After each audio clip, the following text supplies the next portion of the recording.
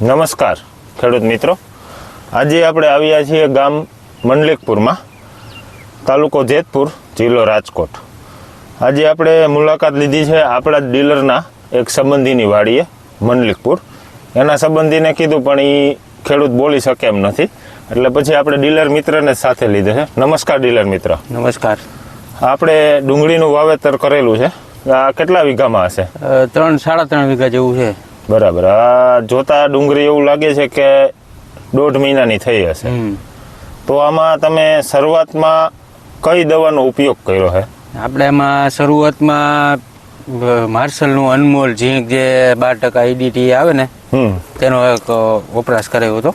આ તમે ખાતરમાં ભેગું મિક્સ કરીને નાખેલું છે ને યુરિયા સાથે? હા, યુરિયા. આનું રિઝલ્ટ કેવું લાગ્યું તમને? રિઝલ્ટ બહુ બેસ્ટ છે. પછી તમે આ ખેડૂતને પીળી ડુંગળી થતી હતી, થોડુંક આમ કાળાશ જેવું નહોતું લાગતું, પછી તમે એક અનમોલ ગોલ્ડ જે આપણું જે ગુજરાત ગવર્મેન્ટના ગ્રેડ મુજબ છે માર્શલનો, આ તમે કેટલા પ્રમાણમાં વપરાવેલું છે? 40 ml લેખે પંપ. તો આનું રિઝલ્ટ તમને કેવું લાગ્યું? એનું રિઝલ્ટ બહુ સારું છે.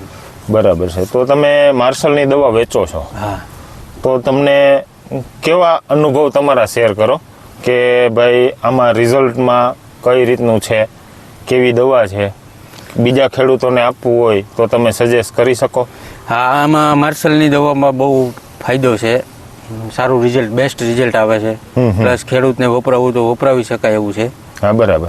આ તમે અઠવાડિયા પહેલા આમાં ઈયળ હતી અને આ બધી ટોચ બરતી હતી, એપ્રોક્સ તમે 10 દિવસ પહેલા રાઉન્ડ આપ્યો ખેડૂતને, તો શેનો રાઉન્ડ આપેલો હતો? એમાં માર્શલનું કોર્બિન કરીને એક આવે છે જે ઈયળનું. હા, ઈયળ માટે. હા, ઈયળ માટે 5 ml અપાવ્યું. બરાબર છે. ત્યાર પછી ફૂગનાશક તરીકે આપણે માર્શલનું જે ટ્રાન્સફોર્મર આવે છે તે 25 ml લેખે પંપમાં અપાવ્યું. હા, બરાબર. પછી તમે ખેડૂતના રિવ્યુ લીધા તો કેવું રિઝલ્ટ મળ્યું? ખેડૂતના પછી રિવ્યુ લીધા તો ખેડૂતનું ટોચ બરતી ની બધું બંધ થઈ ગયું હતું. હા, બરાબર. સારું રિઝલ્ટ છે. અને કલર બહુ કાળાશ ઉપર આવી ગયો છે, બહુ વ્યવસ્થિત છે. આના આ પાણ પાયું એની પહેલા તમે અનમોલ ઝીંક નાખેલું છે અને રિચસ આપેલું છે, એનું રિઝલ્ટ એ બહુ સારું છે. બરાબર. તો તમે ખેડૂત મિત્રોને માર્શલની દવા વાપરવાની ભલામણ કરશો? હા, ભલામણ પૂરેપૂરી કરી શકીએ. આભાર. જય હિન્દ, જય ભારત.